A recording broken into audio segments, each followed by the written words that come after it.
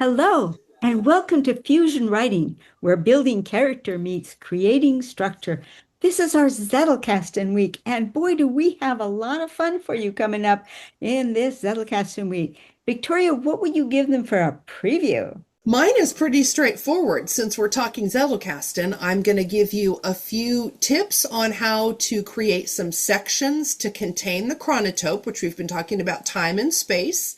And then I'm going to give you a little bit of a sneak preview of what's coming in this month's Anti-Novelist Monthly newsletter that is all about the chronotope. So those of you that have stuck with us, you're going to get a little bit of a sneak peek, and the rest of you are going to get some homework. Kathleen?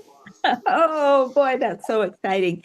Well, we're going to be talking about Zettelkasting character traits.